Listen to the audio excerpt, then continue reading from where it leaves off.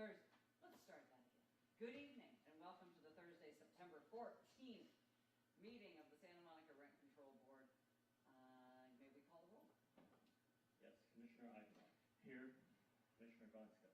Here. Commissioner Quinn. Here. Vice Chair Leslie. Here. Chair Foster. Here. All right, please join me for the pledge to our flag. I pledge allegiance to the flag of the United States of America and to the republic for which it stands, one nation, under God, indivisible, with liberty and justice for all. All right, if the board members will take a look at the minutes of our August 10th meeting, and when you are satisfied that they are accurate to the best of your knowledge, I will entertain a motion to accept them. That we approve the minutes of the August. Your mic is up. I move that we approve the minutes of the August 10th meeting. Second. All right, all those in favor say aye. Aye. All right, the minutes are approved. Special agenda items. Executive Director Condon, do you have announcements tonight? Yes, I do. I have a couple, and then Mr. Costello is going to provide some information about our public context. Right before you do that, I want to make the public aware, in case anyone's here to speak on this item, because it's important to do it at the beginning of the agenda. As soon as we know information, we should convey it to the public.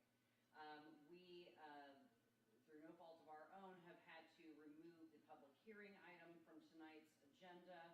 That is item 11A, consideration of proposed amendments to Chapter 16 regulations regarding withdrawal of accommodations.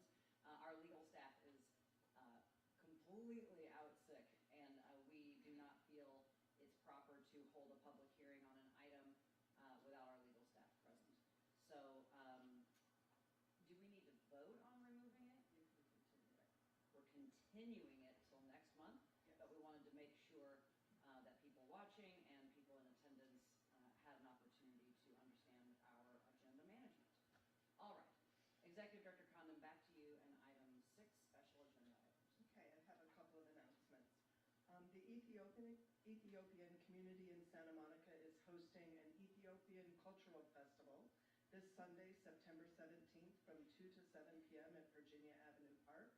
All are invited to join the Ethiopian community in celebrating Ethiopian culture and their new year with traditional music and a fashion show, authentic Ethiopian food, and traditional coffee ceremony, as well as fun activities for children. Mr. Costello and Ms. Platos will be staffing a table at the event to provide information and answer questions about rent control. I also wanted to mention that, as I have been for the past couple of meetings, I've been updating you on the payment of the annual registration fees. We are now up to just over 90% of the fees have been paid. We just sent out the rebill. Every month that the fees remain unpaid, the owners are assessed a 4% penalty. At the end of October, after that rebill occurs, any unpaid properties fees will be referred to the legal department for collection. Owners may not increase rents until all fees are paid in full. And any owners who have questions about their fees may contact us in the office at 310-458-8751 or by email at rentcontrol@santamonica.gov. As I mentioned at the beginning, Mr. Costello is going to give us some information this evening on our public contacts. The summer is traditionally the busiest time of the year for us, and especially for our public information staff when we're communicating with both tenants and owners about the general adjustment and the registration fees. And now that we've completed that busy time of June, July, and August, I've asked Mr. Costello to share an overview with you of our public contacts and trends this year. Good evening, Commissioners. This is a great opportunity to highlight the work of my team, the public information team, because as Ms. Condon said, it is the busiest time of the year, and they do handle quite a bit of work, as you will soon see. So if we can go to the first slide. I just want to go over, we're going to kind of go back for a whole year since last year at GA and what's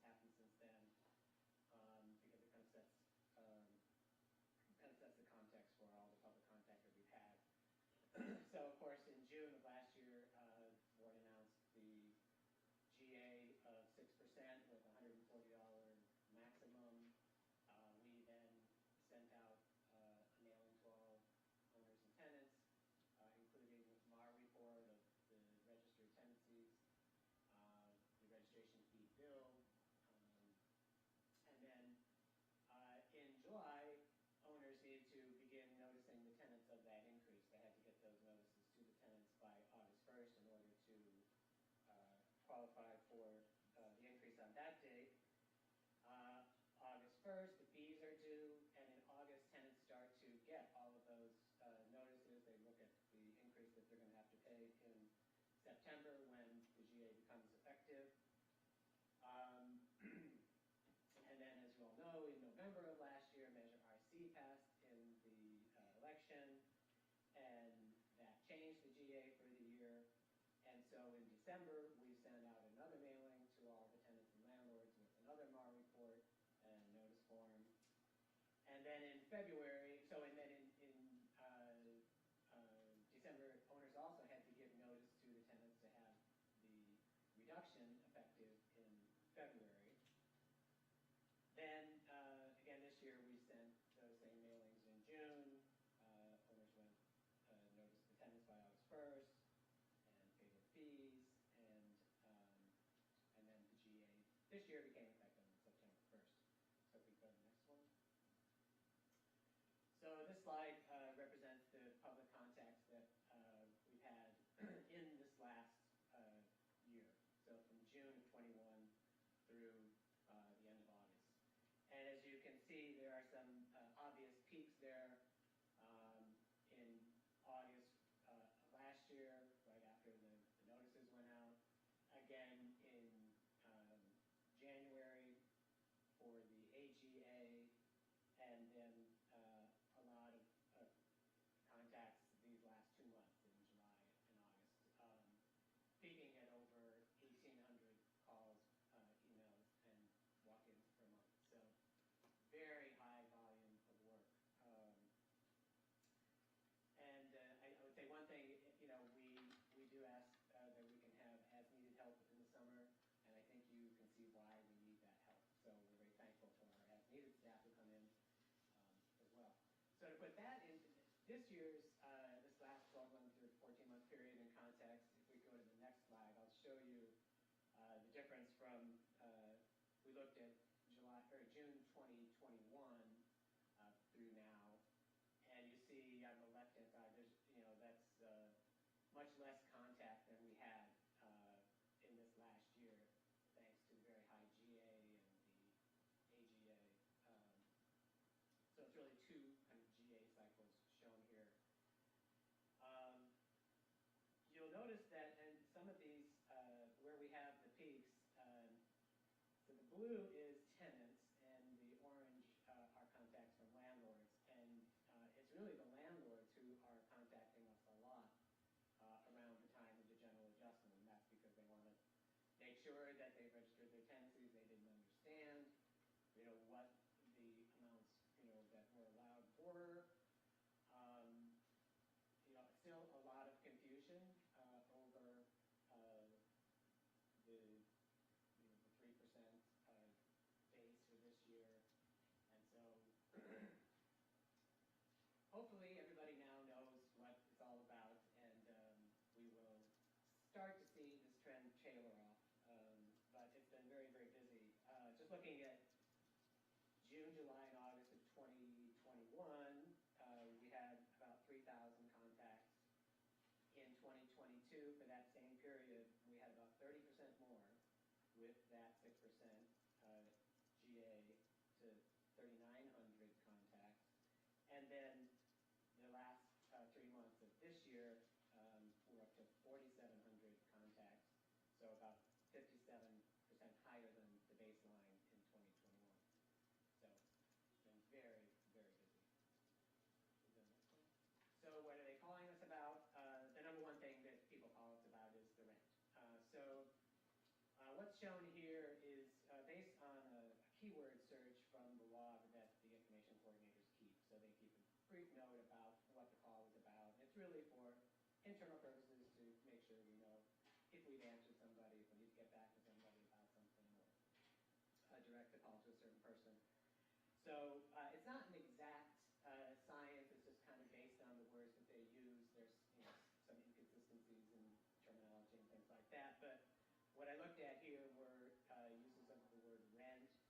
At the bottom you can see there, or MAR, the maximum allowable rent, GA, the AGA. NOC is short for notice of change in terms of tenancy. notice as its own word. So putting those things together, kind of looking at these together, you can kind of see the peaks. And again, the peaks are around when the GAs happen.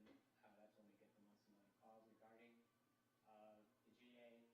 The scale is a little different. If you look on the left side, rather than the 1,800 that we were up to in total calls, this is showing a little over 700 for GA-related things.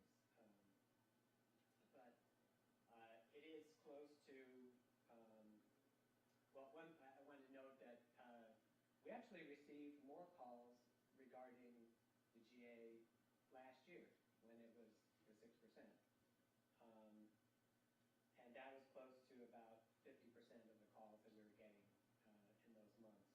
And then in the last few months, it's been about a third of the calls. So, there's a lot of confusion still, but this also shows that people are calling us about a lot of other things too. So there's a lot of topics that the information coordinators handle. And if we go on to the next one. The next most common thing at this time is really related to the fees. So we get a lot of calls from owners. And this one's looking at keywords of pay, or fees, or bill. And pretty obviously, those are around the time that the bills go out and when they are due. The next size group are petition related, which is another big part of the agency's activities. And these keywords are decrease, excess, construction, so the three different types of major petitions that we handle, and just the word petition itself. So most of the calls are regarding decrease petitions, which you see in blue at the bottom. And again, we have these peaks in August and February and August again. So one other thing I noticed is that the excess rent, calls about excess rent were a little higher around the GA last year, the February GA, and now here in August. So looking at that. And when you're ready, we can go to the next one. Okay. And then this slide is about eviction related topics. So we looked at words like evict or non-payment or quit, like pay or quit. Questions about moratorium, and harassment as well. And again, the scale is important. On the left, you see that we're up to just 70. So these are relatively small percentage of the calls that we get, and they're of course very important. I know that generally, there's no dramatic peak here. It's pretty consistent, has been pretty consistent over the year. It's increased a little bit, I think. In August, you see more orange there for non-payment. The city's protections allowed repayment through September 1st. And so we'll see what happens after this. But eviction notices, not all eviction notices are recorded with us. So all eviction notices, except for non-payment, do have to be filed with the Rent Control Board. So we unfortunately don't have the information about the notices for non-payment. Dan, I'm just going to interrupt you just for a brief moment. We're scuffling around because we know that City TV is having a problem with its presentation of public meetings right now. But like I watched the council meeting on YouTube, but if we have several callers and texters telling us that there is no audio tonight on YouTube so far of the entire meeting. So just letting City TV and others know that even though the mics are on, it's not. That's what the interruption was. I don't want to distract from your report. That's all right. Go right ahead. That's right. Thank you. So I did look at the number of eviction notices that have been filed with us. There have only been 53 so far this year. In August, we did have 11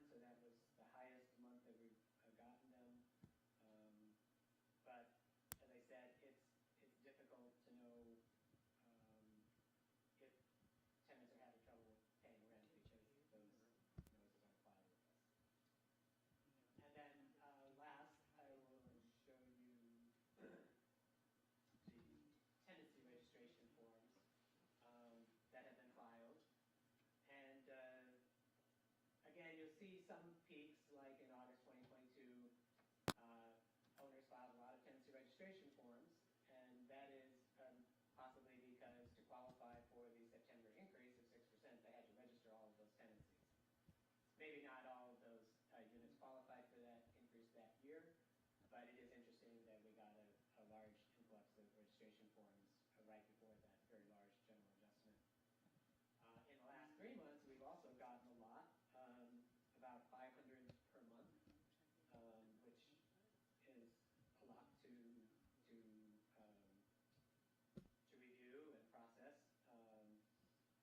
But one of the advantages that you can see in the difference between the ones in blue and in orange, since we introduced the online civics portal for filing registration forms, we're getting many more forms now being filed electronically than we are on paper. And although August shows a little bit more paper, that is probably because we entered those paper forms that we received in July and August. So I don't think that the trend is reversing or anything. We're getting more and more forms filed online, which is great for us because we don't have to do the data entry, and there's some more data integrity that's being filed by the owners themselves. We're continuing to enhance the system to make it even better for the users. And then I guess that's it for the tenancy registrations. It's a big part of the work. There's a lot of people involved in processing those. So with all that, I would just have to say that I want to thank my staff who worked so hard this summer, this whole last year. It's been sort of an endless summer since last year. And I think everybody's looking forward to kind of getting back to, business as usual. Thank you, Mr. Costello, so much. I wish I'd known this report was, I wish it had been more like of an agenda item with we could have had the slides, and I, for one, would like access to the data that you've compiled. And we know that the measure that this body sent to the City Council to place on the ballot last year, we know it was a big lift, and became an even bigger lift than we anticipated, and we do appreciate very much everything that your department did and the whole agency. Thank you all. And we can ask Mr. Costello to do this type of update maybe a year from now or 6 months, and then we can put it on as a specific administrative item. Great. All right, wonderful. Does anybody have any questions for Mr. Costello? I don't think so. Okay. Thank you. We'll move on.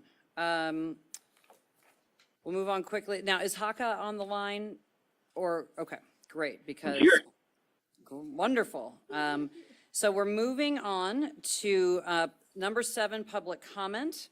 This is the time in the agenda and the meeting when we hear from the public on matters that are within our purview and jurisdiction, but that are not on tonight's agenda. And to that end, I have one request for public comment. That is Karamu. That's you. Mr. Karamu, please step up. Did you want to make a comment tonight?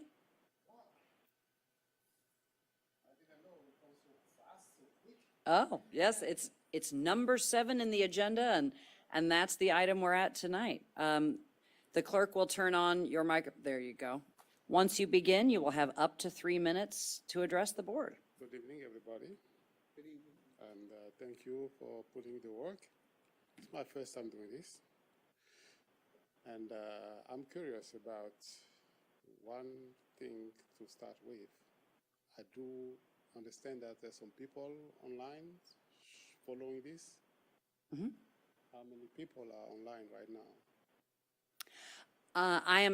City TV is having problems with its broadcast, and so YouTube is the only audience, and it's not possible for us to know up here on the dais how many people are watching. We don't have any statistics from that, who is connected, who is not connected, so we don't know.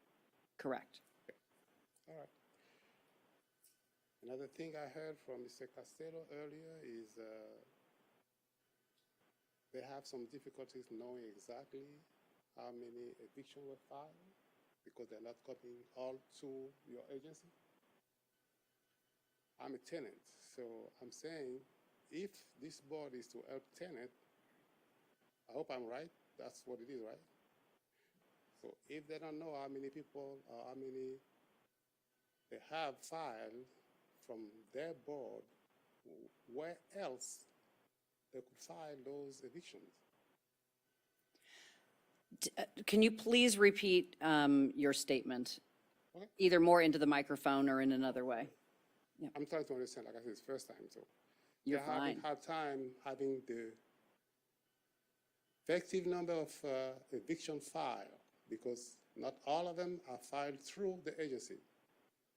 So if they don't have the whole list, where else the owner will file those evictions? Public comment is for unidirectional, one-directional comment coming to us. We are not allowed by the rules to converse during the meeting and during public comment Oh, just with the saying speaker. things and then, Correct. And if you have thoughts on processes or things that should be something, you may state that at this time, no certainly. problem. Like But I you're said, also first welcome to time, visit. I don't know how You're it welcome works. to visit with staff So- tonight, if you wish, to answer your questions. Yeah, it does. Like I said, I'm not sure how it works. So Sure. my statement then would be maybe, I will assume to the court, maybe they can reach out to the court and, I don't know, if it's doable, and try to have those lists handy and, have a more effective list when they address us so we understand where the problem lies, really. Okay, yeah, I definitely hope that you will avail yourself of speaking to staff tonight. As a matter of fact, I bet you Mr. Costello will be willing to step outside in the hallway with you right now to address your concerns. Okay, no problem. Is there anything else? Well, Let's let him finish his thought to the clerk. Thank you. Go ahead. In the more general question is rent controls are not really applicable to single-family houses? The law changed in 1995, but again, staff can talk to you more thoroughly about that. Thank you for coming. We appreciate it. All right. Seeing no other speakers on item 7, that will close public comment. Moving on to item 10A, jurisdictional items, we have an exemption at 2015 Oak Street, Unit 2017. May we have a staff report, please? Good evening, Commissioners. I hope you can hear me. Yes, sir. All right. Thank you very much. So this is an exemption that's filed by 1970.3 LLC by Ms. Regina Brown, who's the trustee of the managing member of that LLC. This property consisted of a single-family dwelling, but they have now constructed a second detached unit with a garage in the rear of the property. And they have applied to exempt that newly constructed unit from the rent control law. Now, the rent control law does provide an exemption for units that are built after its adoption in April 10th of 1979. Units that are newly constructed, but which are really just a conversion of an existing structure, are not eligible for this exemption. But if the newly constructed unit is essentially constructed from the ground up, then it is eligible for this exemption, unless it's otherwise subject to the rent control law because of the processes of the Ellis Act or a removal permit that's issued by the board. Neither of those situations apply to this case, and this unit was built from the ground up, so it is eligible for that exemption. That's why staff recommends the board approve the application and adopt the proposed findings of fact and conclusions of law. Thank you for that report. Before we continue, Haka, please try to keep your voice very, very consistently close to your microphone, if it's a phone or otherwise. You were kind of going in and out there, but we did hear and understand. All right. I do my best. We do not have any public comment on this item. Is there any discussion?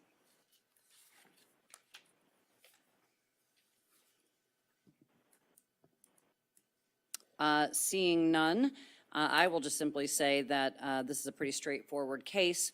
We do exempt single-family homes from rent control as a result of the Costa-Hawkins law passed in 1995 and enacted in 1999. And fun fact that I learned this week was that every single-family home in Santa Monica is technically sort of rent controlled until it gets exempted proactively. However, it's not active in our system unless it's been a rental property. So it's very interesting. But do we have a motion on this item? I'll move that we accept the exemption and approve the findings of fact and conclusions of law. Is there a second? Second. All right, may we call the roll, please? Yes. Commissioner Gwynn. Yes. Commissioner Ivanov. Yes. Commissioner Gonska. Yes. Vice Chair Leslie. Yes. And Chair Foster. Yes. Motion carries. All right, moving on to item 10A2, no, 10AB, no, 10A2. I was right the first time. 363 21st Place, applicant J and S Edelman. May we have a staff report, please? Commissioners, I will also try to speak louder to hopefully avoid the reception issues from the last one. Please let me know if there's any issues. Sounds great. Great. So this is the property here is owned by Jeremy and Samantha Adelman. And this property was and remains a single-family home. And it was a single-family home back when the rent control law was adopted. And the Adelmans bought this property back in 2012, and they have applied to exempt it as a single-family home. Now, not every single-family home is exempt from the rent control law, but the rent control law does exempt a single-family home if an owner can prove that he or she continuously occupied that home for 2 years as his or her place of residence.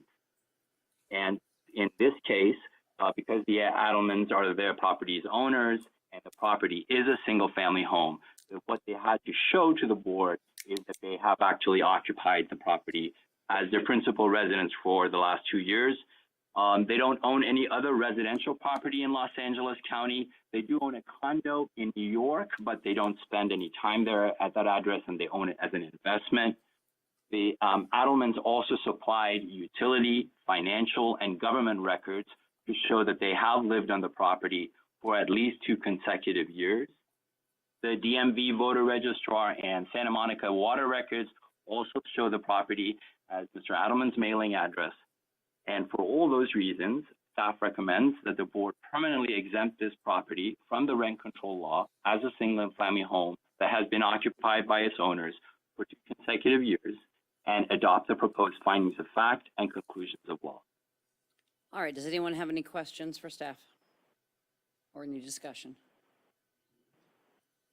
All right, seeing none, I move that we affirm the findings of fact and conclusions of law and grant this exemption. Is there a second? I'll second that.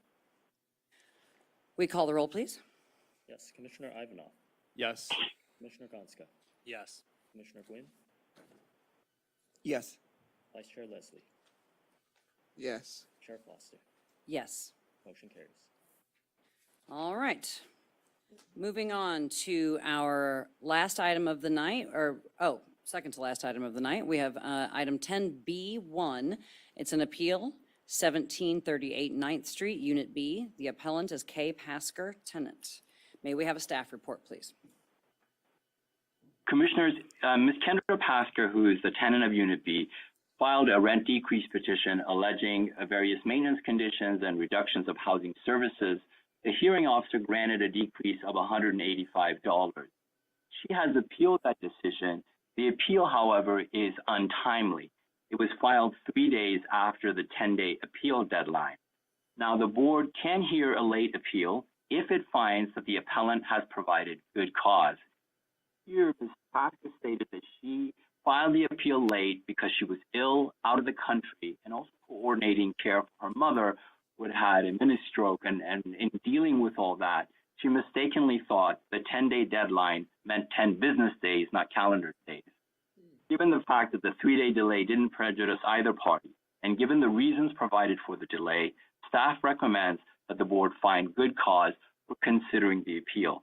So I would first ask that the board consider that issue. So you should vote first on whether to accept. Oh. All right, is there any discussion of accepting it? I would move that we accept. Yeah, I agree. All right, is it a voice vote sufficient? Yes. All those in favor say aye. Aye. Aye. Any opposed? All right, we are in favor of hearing the appeal. Thank you, Commissioners. Ms. Pasker appeals the decision because she thinks the hearing officer should have granted her higher decreases. The board reviews this matter as an appellate body. So it affirm the decision if it is supported by substantial evidence in the record, even if the board would have decided the matter differently had it been the finder of fact. In granting decreases for reductions of housing services, the amount of the decrease must be in accordance with the ranges that are set forth in the board's regulation and reflect the extent to which the reduced housing service is in proportion to the totality of the housing services paid for by the rent. The record shows that the landlord in this case has reduced Ms. Paskin's backyard to a third of its original size. The regulations provide for a decrease of $15 to $175 for reduced yard and patios. The hearing officer here granted a decrease of $125 because Ms. Paskin's backyard was significantly reduced but not eliminated. The record also shows that Ms. Pasker's fence is not broken, but it is wobbly with some exposed nails protruding. The regulation provides for a decrease of $30 to $260 for security gates and fencing. Here the fence wasn't removed, it is intact, and it's not broken, but it is wobbly. For those reasons, the hearing officer granted a decrease of $30.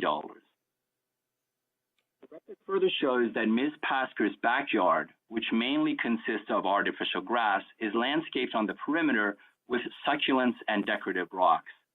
Previously, the landlord's gardener would tend to both common areas as well as tenants' individual yards. The gardener no longer tends to tenants' own backyards, and as a result, some of the plants have died in Ms. Pasker's backyard and were removed but not replaced. The board's regulation provides for a decrease of $5 to $90 for reduced landscaping. The hearing officer granted a decrease of $15 here because much of the landscaping remains intact.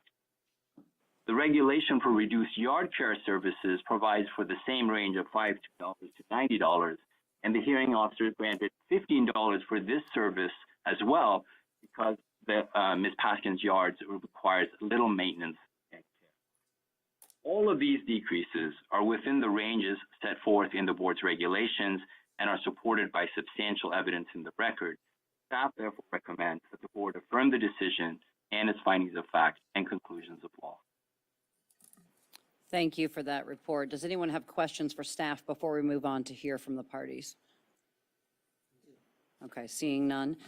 We will take the comments, public comments on this item. The first is the appellant, Ms. Pasker. You may approach the mic. And as the appellant in this matter, you will have up to 5 minutes, though you do not need to use all 5 unless you need it. Hi. Hello. First time caller, long time fan. Hope I never hear ever again. So the reason that I appealed is because, well, one, my backyard was unusable for the 9 months that it took them to decide to fix what they broke. They came into my backyard, they ripped it up, and then they just left it there for close to a year, almost kind of like, what are you gonna do about it? And then they fixed it 3 days before my hearing. So they could have done it, they just decided not to, which meant that I couldn't use it. It was covered in, you know, as the report said, rebar and nails and AstroTurf and construction materials that they dumped not only in the backyard, but on my actual items, which are now have to be replaced. On top of that, there actually was, you know, plants and things like that around, and when you don't weed, regardless of, you know, whether or not there are rose bushes or something like that, weeds do come through, and now they're overgrown. I mean, I brought evidence, but then I realized I was supposed to put that in beforehand, so. And then they also didn't just do that, but they blow the dirt, they take away the leaves, they do all of these things. And what's happening now is that my neighbors are getting this. Bizarrely, this is not in their lease, it's only in my lease because I have a separate lease from them, but I am not. So I'm just watching my neighbors getting the landscaping and gardening that I was supposed to be getting, and they're refusing to do it. You know, what I really want is for them to just do it. But if the only way to penalize them is monetarily, I guess I don't have a choice because they're not going to do it because I can't make them. And when I did some preliminary looks myself for how much it would cost, so the gardeners and landscapers come once a week. And when I did some of my own research, I got estimates of anywhere from $250 a month, which is ridiculous for my tiny square of space, to, let me see, I have $150 for every Excuse week. me. Excuse me. Ms. Pasker, is this information part of the record that was developed at the hearing? Because as an appeal, the Oh. board can only consider what's in the record. Oh, no, So sorry. at this time, And you as soon as she got to a dollar amount, I was going to comment, because there was $1 amount listed here. I just wasn't sure which one, if she was going to reference the same one, but Ms. Condon's correct. We can't hear new evidence. Oh, okay. all But right. continue. I guess my point is that it would be very difficult to get a gardener to come and do what needs to be done for $15. And so I'm not getting the service that I should be getting, and my neighbors who are right, like, it's a 3-unit space, like it's not a giant space, are getting, you know, the landscaping and gardening that I should also be getting. And in lieu of that, I should, if I have to pay for it myself, then the adjustment needs to match that. I think that's about it. Oh, the fence. I'm not sure why people don't understand the state of the fence. I realize that it's difficult to capture it on film. It looks a lot worse in person because it is falling over. It's not a little broken, it's falling over. Since luckily the construction people have stopped jumping over my fence, if they had continued to do that, the next time they went over the fence, they would have gone down with it. It needs to be replaced, and it's the only barrier, not only between my space and the construction yard, but it's also the only barrier between my space and the dump area behind the construction yard, where there's a lot of unhoused people, and I've seen them climbing over into the construction area. I don't know, maybe to scavenge. I'm not quite sure why they're doing that. There's also a porta potty there, so the fact that this fence is falling down is even more dire for me. I guess that's all I can have to say. And I made it under the limit, so. If you've concluded your comments, so we are allowed to ask you clarifying questions. Okay. We're not engaging in discussion, but they're if anyone has clarifying questions. And does anyone have any questions for the appellant? Yes, Vice Chair Leslie. So you said the gate, like people were jumping over it. Is that how the gate started to deteriorate? So they took it apart when they did all of this construction and moved. The yard was originally about 30 to 33 feet long, and they moved up the fence and everything that was attached to it, the artificial grass, and they ripped up all the lighting and everything, and they moved it up 20 some odd feet. And then they put the fence together, but they kind of just slapped it together, which is why there's nails about this big sticking out of the fence. Again, they could have done it properly with the right size nails, but they don't care. So they're just sticking out and rusted, and you know, it's falling apart. You could like see on the sides, there's like long nails, and it's very separated, you know, like the nails are barely holding on, you know, holding things together, basically. So, okay. So did you submit that into evidence? I haven't submitted the newest pictures into evidence, unfortunately.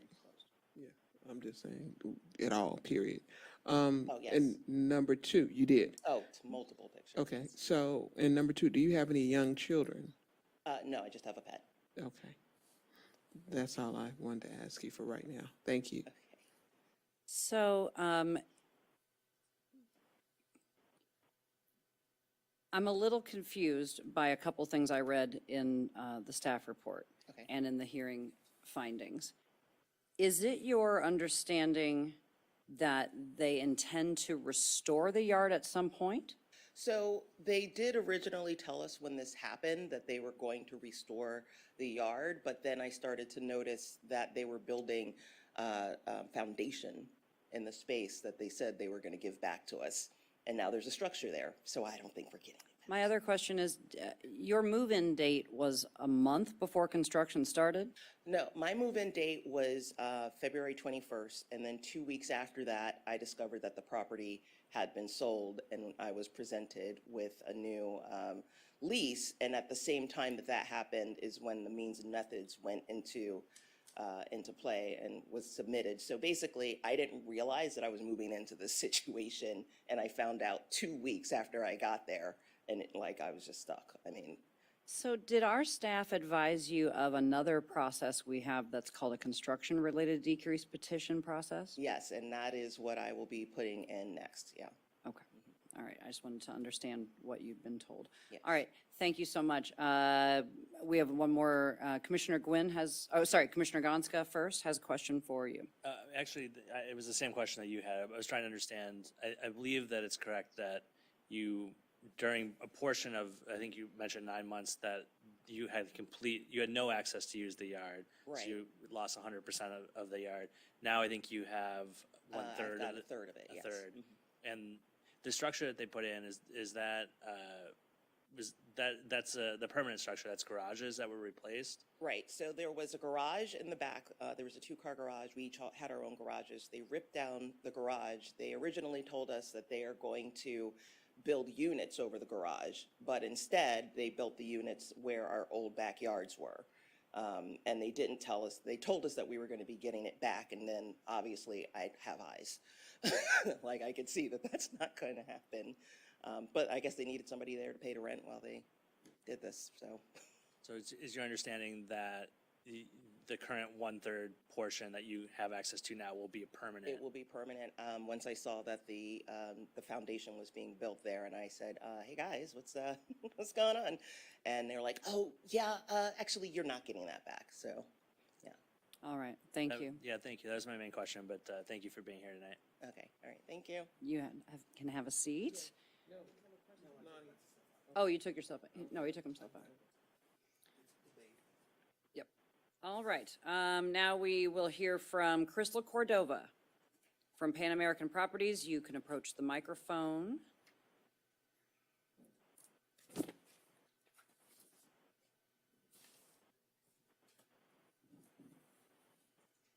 And when you're ready, you'll have up to 5 minutes. Thank you. Good evening. Board, if you deem this as an appropriate request, we would like to remove rental deductions for fencing, landscaping, and yard care services. I ask that you please take the following reasons into consideration.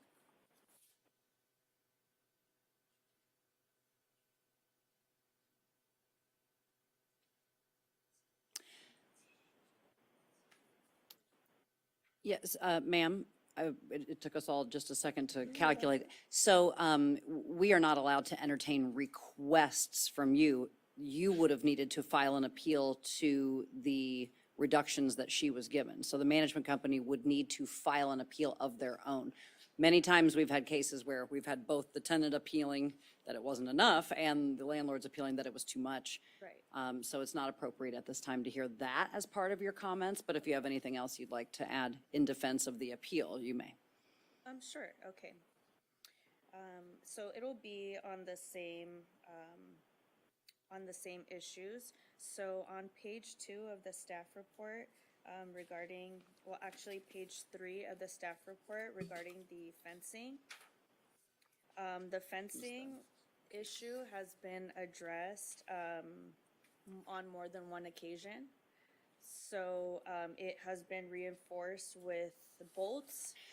I'm going to stop you one more time. You're fine. But so asking for a reinstatement of reductions because you fixed it is something you take up with the agency separately, not here tonight. Oh, okay. Because it's, the findings of fact are in evidence, so we can't accept testimony from you that something's different than what's in evidence, unless I'm saying that wrong. That's right. The decision itself on page 25 of the hearing officer's decision explains what to do, what the property owner should do if they have repaired the conditions for which the decreases were granted, and that would be to submit a request for compliance.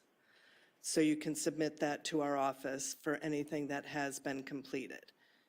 So for the reductions that the agency has awarded the tenant, tonight she's asking for us to reconsider what was given to her, and your comments would just be anything that would enhance your defense of the decision that was already rendered. And anything else is not really appropriate at this point, but we will discuss the appeal that's before us. So just to clarify, and just because I'm confused myself. Sure. I think, is it correct to say that it would not be appropriate to discuss that any remedies to these issues, because that would be something that would either be taken up with the agency or on their own appeal, but this is more so in response to the appellant's request to increase. So your comments should be focused on the evidence that was submitted and discussed during the hearing that the determination was made based upon. Right. So if you want to dispute or comment on that set of evidence that was introduced before the decision was made, Right. That's what's relevant here tonight. Kind of the same thing we told the tenant, nothing that's happened since or information or things you've done since then, that's not relevant. We're discussing the case that is closed. Oh, right. These are not any happenings since after. This is only discussing, I only came here to discuss what's in the staff report. Okay. Regarding the fencing,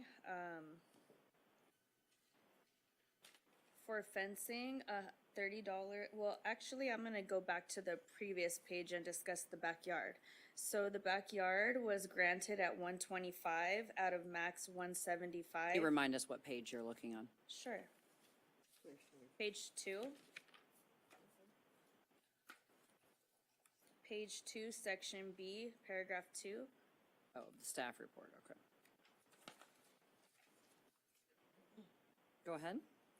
So for the backyard, I'm in agreement with what was granted of 125 out of 175 maximum deduction, because the backyard was reduced and not eliminated.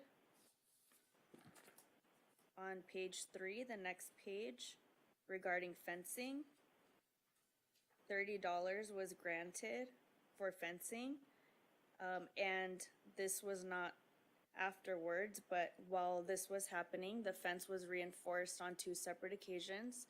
I am the property manager, and this was back in March, and I brought proof of emails that were sent at that time, discussion. That's the sort of thing we can't We can't entertain, but thank you for understanding. No worries. Thank you.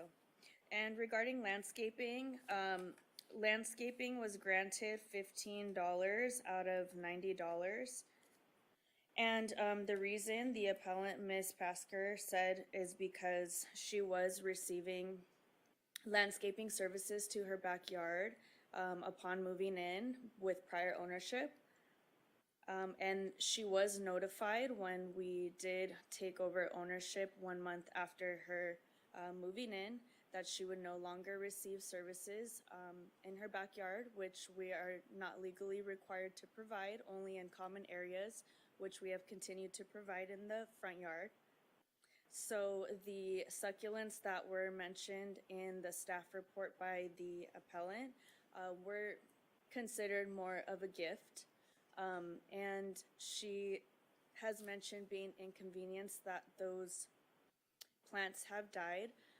but they only require about once a month watering, and she did have the option of maintaining them if she liked them, but she would have preferred for those to be replaced, and that is the reason why she has asked for a rental deduction. Regarding the yard care services, kind of the same deal. We don't provide care to the backyard, and it doesn't really make sense to consider to offer rental deductions for that reason. And another thing, the final thing I would like to mention, to consider, because a lot of these are based on inconveniences, and because of that, ownership has granted Ms. Pasker a $250 rental deduction prior to this hearing, prior to the hearing on the appeal, and she was granted $250 per month deduction beginning September 2022 all the way to July 2023.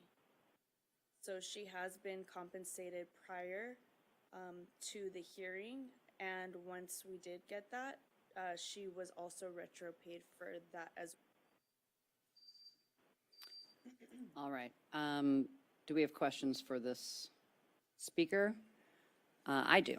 So the 3 tenants you have after you bought the building, they all moved in either right before you bought it or right after, within the last 2 years?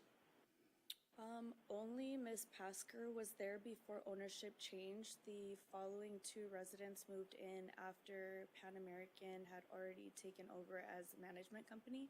Okay. And was it your company or the prior owner who applied for the permit to build the ADUs? I mean, did you guys do that, or did the prior owner do that? I believe it was our current owner. I'm with the management company, so Okay. I'm not You might not know that. 100% sure, but I believe that it's current ownership that wanted to build the ADUs. And are you aware that it's common practice in landlord-tenant relations and contracts that it's my understanding that when you inherit a tenant from a property you purchase, that it's the terms of their lease that are to be honored in regards to things like services and lawn care, and that if you choose not to continue them, they are able to seek remedy to sue effectively to reduce the amount they contracted for. Are you aware? Yes. Okay. All right, I have no more questions for you. Thank you very much. Thank you. All right, we're going to move into discussion. Does anyone have anything they want to opine on? Commissioner Gwynn. Yeah. I was just, if staff, and I should add this, asked this of staff before, and maybe Tracy, Haka, if you can, but Tracy could, I do, there was some portion of the $125 for the outdoor backyard was for the complete loss of the yard for a certain period of time. And of course, this is an unusual situation that I don't know this has come from the board, because it entails that, but it also entails deadlines for filing in that.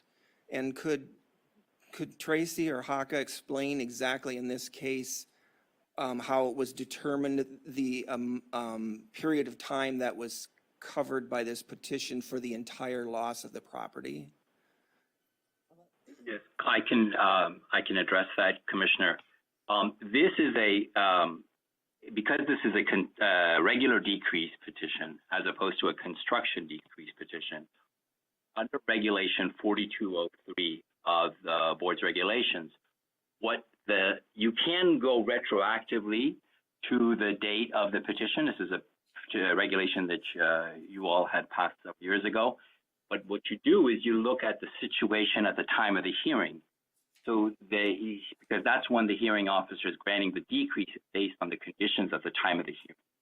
Based on the conditions at the time of the hearing, determined by the hearing officer was a reduction to a third of its original size. That decrease was that they granted was 125, and they made it retroactive to the first rent due after the date of the petition.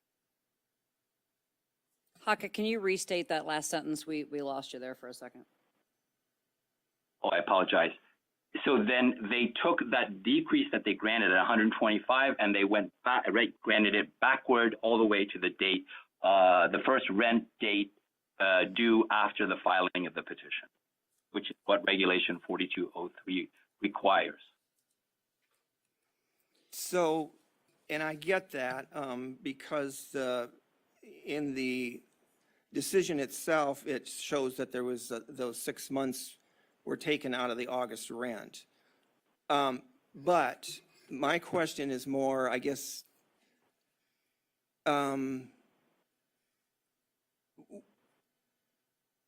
was the consideration of the $125 for the yard, part of that, according to the decision, was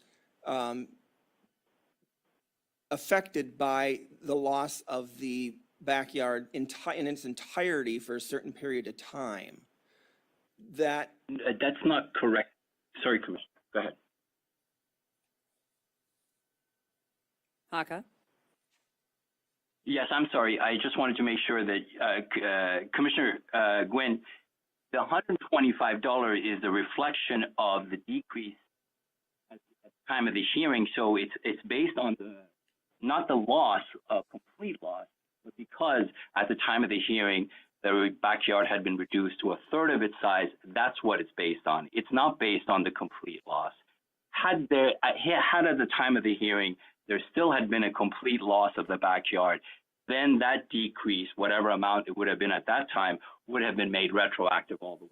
But this retroactivity applies to the condition at the time of the hearing. Right, and it's because it was not under a construction-related decrease petition, we would be able to consider, Tracy Matty Dubb, would you concur with, would you take a stab at explaining that? Our hearings department manager. Granted, I don't have the regulation numbers in front of That's me, okay. but, okay, under a regular decrease, the decrease, if one is granted, is retroactive to the first rent date after the petition was filed. So that's why we have the retroactive calculations. Also, a decrease can only be granted if it warrants one at the time of the hearing. So if somebody comes and says, yeah, my sink doesn't work correctly, and the sink doesn't work correctly for the entire period after they filed their petition, but the day before the hearing, the landlord fixes the sink, comes to the hearing and says the sink is fixed, here's the proof, and the hearing officer finds that in fact it is repaired, the decrease is 0. And that's what the regulations call for. Now, a construction decrease, on the other hand, so that's what Haka was trying to explain here, is that the decrease of 125 is based on what the condition was at the time of the hearing. So they had remedied, to some extent, her ability to use part of the yard according to the findings. Now, on a construction decrease is a little bit different because it relates back to the start of construction. Impact. And so it can take into account these fluctuating things that are happening because that's the nature of construction, right? Some days you will have extreme noise, or some days you will, because there's different phases of construction and different things going on. And I think you've yeah, made it and very, then at the end of the story, though, is that with construction, you must file your petition before construction is concluded in order to relate back to any of it. okay. So I just have a question to make sure I understand both your comment and Haka's in relation to what's in the staff report. I think what I took it to mean in the staff report, it specifically in regards to the appellant's request for a deduction for the period that the backyard was lost entirely. the staff report acknowledges that the hearing officer acknowledged that time period and the fact that the backyard was entirely lost during a period of time. And it also states that the hearing officer took into account the period of time that the backyard was eliminated in calculating the rent decrease. So it seems to me based upon the comments tonight that I'm misreading this, but I'm just trying to understand how to make those two, what's in the report and what was said tonight, compatible. And maybe the author of the report, Mr. Mordezai, can opine on that. Yes, exactly. I would say that would be me. Commissioner, I'm not sure if my explanation that I just gave right now, if it was unclear. No, he's asking about under letter C in the typed staff report, it makes reference to sort of compromising on the fact that taking into account when figuring the $125 figure. And we've been made to understand that it's the condition at the time, which cannot take into account. Understood. Then let me apologize for the lack of clarity in how it was phrased in the staff report. Essentially, we go back all the way to the beginning of the petition. And so that time period that the yard was entirely inaccessible is considered in going all the way back to that period because the conditions existed then.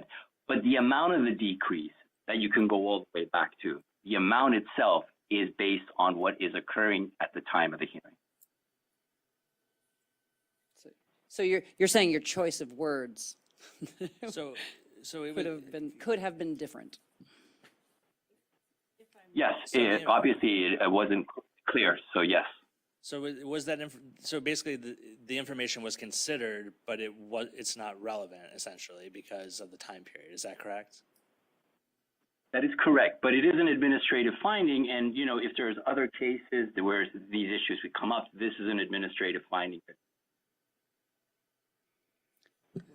Ms. Maydab, do you want to add something to that? Yeah, I just wanted to clarify one point, is that the discussion of the use of the backyard for that period of time is described in, the description of the testimony and the discussion period of the decision. When you get to the findings and you're at finding number 31 that describes, the decrease amount and the justification for it, that particular reason is absent from that paragraph for the very reason that I explained. So while the hearing officer listened to everybody's testimony and certainly included that in the record because it was presented and it was relevant, it is not a finding on which she could base her decision for the regulation reasons. That makes sense. So in number 24, it's acknowledged as a fact, but in 31, it's not actually a part of the determination to get to the 125 deduction. Exactly. Got it. That's correct. Thank you both. And before we go around again, I'm going to ask a question of Ms. Maddie Dowd, but while I've still got you, don't turn that mic off yet. I'm concerned, and maybe you can reflect this in the differences between the two petition processes for us. I'm concerned that the means and methods plan does not seem to be crystal clear as to the footprint of a brand new construction project or a demolition project or the subsequent structure that's going to go on it. So why is that not addressed more in this case? Is it because it was a rent decrease petition and not a construction related decrease petition? Would you just rip that up? Oh, it's your arm. Can you explain the difference? I don't believe I can. I can only tell you that what my understanding of a means and methods plan is, and I don't know what was presented in this case to the extent that it was. My understanding of a means and methods plan is part of the permitting process. Oftentimes, it's required to be filing at the application end of things. And so what ends up being part of the final permit process may or may not look similar to the means and methods plan, because permitting may require changes and things like that. This is not a quiz, by the way. Right. This is not a test. It's just complicated because, it might require somebody to get somebody from permitting over into the hearing to explain things. But the important thing is that, my understanding is that the means and methods plan is certainly a roadmap. They're certainly signed under penalty of perjury, that they're true and correct to their knowledge. So, applicants should not be lying on that about the impacts on tenants. I think this board has seen the consequences of that come to bear on some cases, but always keeping in mind that the petitioner is the one who bears that burden of proof.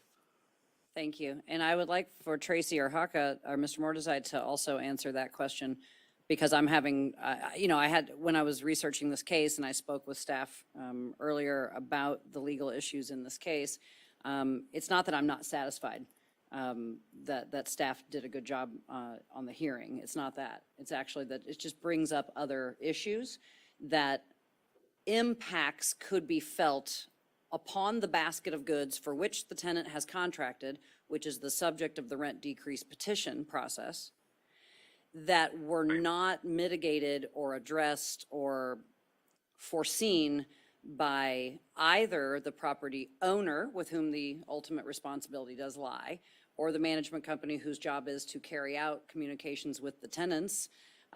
So how does the city and the tenant and the owner, how do they have this big of a miss on notifying the tenants that they're going to be losing 2/3 of their yard to a footprint of a construction project? And how should that have been addressed? This petition. If I may, go ahead, Tracy, please. This petition is addressing the loss of amenities or housing services.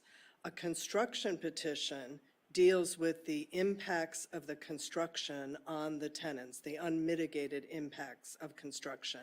So although the means and methods plan may have been mentioned and may have been, I don't know if it was submitted as evidence, it will be the construction decrease petition that will address the impacts. And I don't know, the permit application that is submitted to the city should be very clear on where that development is going to occur.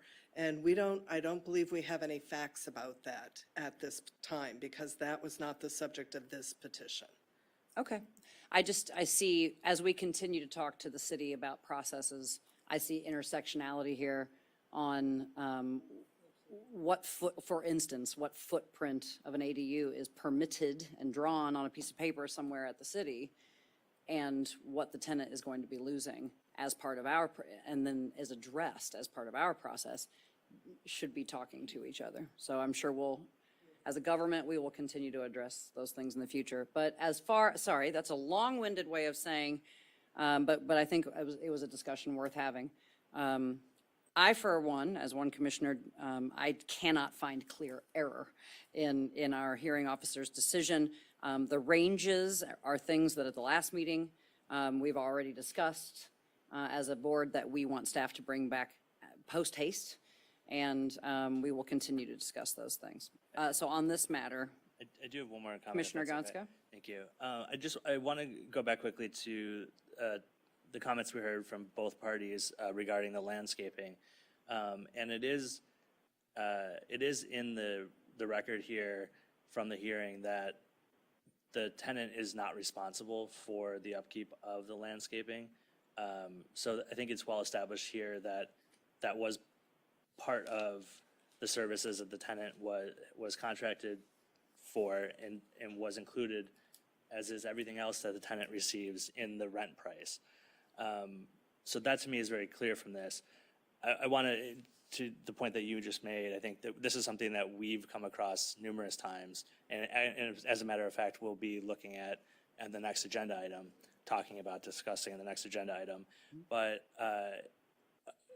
regardless of my personal opinion or others' opinion, we're not able to provide a decrease that takes into account the replacement value or the actual cost of a replacement gardener, for example, per our authority and per the regulations, we are only able to, and the hearing officer is only able to look at what portion of that lost service, how much of your overall rent that portion relates to. It's a clumsy way of saying it, but I think we're not able to look at what it actually costs for you to get that service back, but more so what portion of your overall rent does that constitute. And that's a personal frustration of mine, but it is very clearly what our authority and what the regulations state. So just want to clarify that. Thank you. Commissioner Ivanov? So we had an appeal several months ago, I think, that dealt with a very similar issue where we were dealing with a decreased petition, and we were sitting here evaluating the reasonableness of whether we thought the amount was reasonable or not. We had this whole debate. The only issue that stuck out to me reading this before we even got here today was the fencing issue. And the reason that I say that is because although the $30 would be considered reasonable because it's in line with the board regulations, it is the lowest possible amount. It's from the 30 to 260, 30 is the lowest possible. And from some of the context that we heard, at least when I read the report, it just, it seemed like the fence was wobbly, there's some nails sticking out. But when you take into account the context that the fence is completely falling over, the nails are protruding, they're not just protruding, they're rusty. People are climbing over the fence and potentially getting into the property. When we had this kind of debate on that appeal months ago, we ended up deciding that the best course of action was potentially to remand it back. Are we potentially interested in remanding just on the fencing issue? I'm not, and I'll tell you why. For one, before we move on to Vice Chair Leslie, just to answer your question and discussion. If we go by what Ms. Maddie Daub just reminded us of, it's the condition at the time. And our inspector noted in the record shows that Ms. Pasker's fence is not broken and makes a reference to hearing officer's decision, page 10, in which at the time of the hearing, it had been shored up, and there was some commentary in here that attempts had been made by the management and the construction company to do a better job. But again, it's the wrong kind of petition to discuss construction-related that changes from week to week and moment to moment as the construction company moves stuff around. That's why a different type of petition, in my opinion, would have been appropriate to take up the type of point that you mentioned. Vice Chair Leslie. So, as you stated, a construction petition would have been better suited for this case here. Would that also address safety? So I'll let staff answer, but means and methods and the city of Santa Monica are supposed to look out for tenants in occupied buildings through their methods of the building and safety division and means and methods, but it does not fall under our purview. No. I'm not talking about in that aspect. I'm talking in the aspect of just no other way for me to say it tactfully, but to say common sense. If you have someone that's a single woman in a unit and she feels unsafe because her gate is wobbly, because our unhoused neighbors are jumping the fence, and we don't know what could take place, because that's endangerment of her safety. That's where I'm coming from. So yes, a construction decrease petition, one of the factors that can be taken into consideration is the construction being done in a safe manner? Is the safety of the tenant being impacted by the method that the construction is being conducted under? And I heard Ms. Pasker say that, she thinks she will file a decrease or a construction-related decrease as long as the construction is still going on. As Ms. Maddie Daub pointed out, a construction decrease can only be filed while the construction is underway. But yes, safety is one of the factors that can be considered in that petition. Thank you. Very good. All right. Well, seeing no more requests for discussion, I would love to entertain a motion on this item.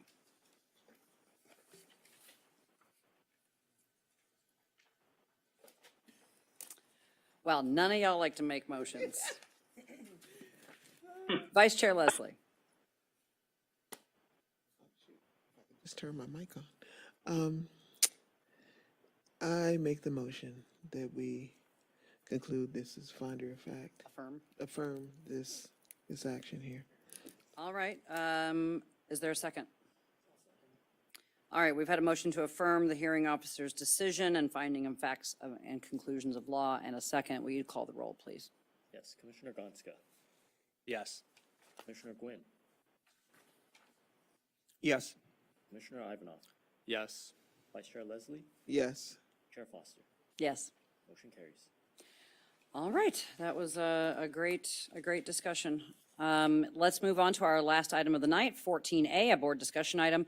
A request of Commissioners Gonska and Gwynn to discuss the rent decrease standards and to establish a subcommittee to review the issue. Which of you would like to present?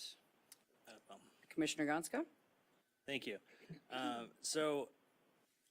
This, as I mentioned earlier tonight, and as we've talked about a lot in previous meetings, there's very often in appeals, there's conversation around looking at the ranges that are in our regulations for decreases that are awarded.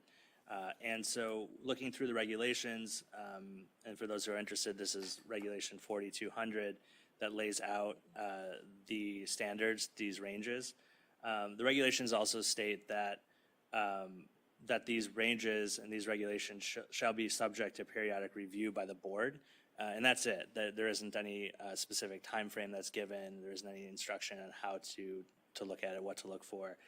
So in looking back at the historical record, we've seen that the last time these ranges were adjusted was in 2016. Previous to that, the last time I believe was 2002. So as we can see just from most recent history, there isn't any regular review of this process. So given the fact that it's been 6 or 7 years since the last time, I think that it's appropriate to take another look at this. If it were just that, I would be open to making a motion and potentially changing that in a meeting or two. But as we've started to look through this and think through it, there are a number of other issues that have come up that we think would be best suited for a subcommittee to do additional research and look at historical record, talk to staff to get their input as well. And just to give one example, the last time these ranges were adjusted, they were done so based upon the change from 2002 to 2016 of the median rent price in the city.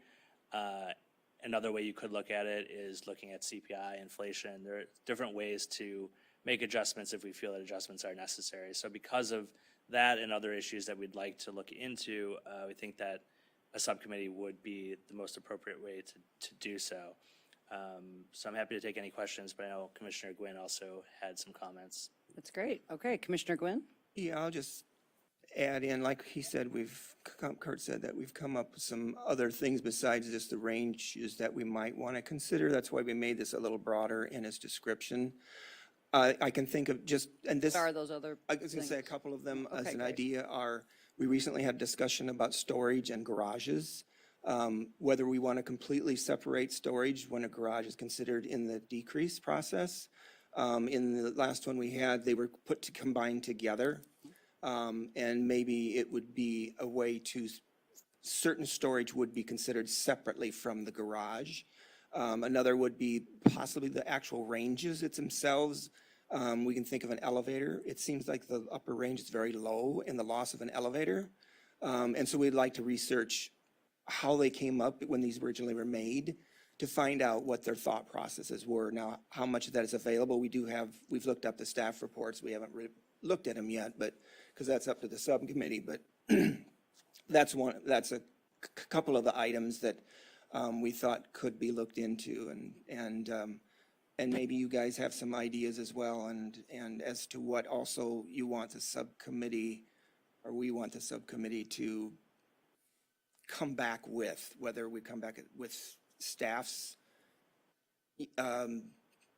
what the subcommittee tells staff to do and come back with an administrative item with what we recommend, or whether you want us to come back as a report of a subcommittee and tell you what we think, and then go to the administrative item.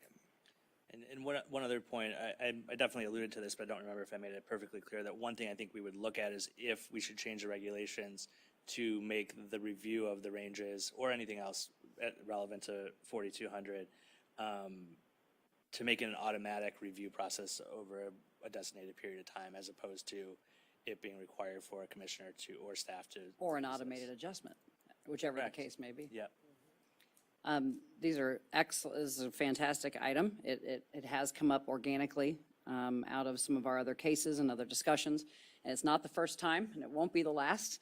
As the only remaining board member who was present for the brainstorm and why we examined it the last time, was directly as a result of a case like we heard tonight, where we just thought, oh, well, we haven't heard a case with this exact category of this exact thing, and that seems really low. That doesn't seem, so I applaud you bringing this item. And for myself, I think it definitely deserves a subcommittee's type of attention to it, because we don't want to limit ourselves necessarily as a board to what we can come up with in the moment on the dais as far as direction. It should probably be something that is more considered. We don't want to delay, but we also don't want to rush and limit the scope. So I would be all in favor of a subcommittee to study the issues, and I would be happy to defer to other board members and take myself out of the running unless somebody feels differently. Any other comments on, should we form the subcommittee now? All right, are there any nominations for this subcommittee? Or volunteers? Just a point of clarification, what's the structure of it? Is it just two members, or is there like? 2 members, it is a Brown Act. Two members. Yeah, it's a Brown Act situation, so it's 2 members maximum. And they would have, much like Vice Chair Leslie and I are the subcommittee for the saddest search in the world. Whoever is on this committee would set regular meetings, which would not be public because it's not subject to the Brown Act. I would as well. Hearing no other nominations, all those in favor of Commissioner Gwynn and Commissioner Gonska forming the subcommittees, say aye. Aye. Aye. None opposed. All right. Well, we hope you will develop a schedule and a timeline for what you hope to be your return with this item. You do not necessarily have to wait to come back to us publicly.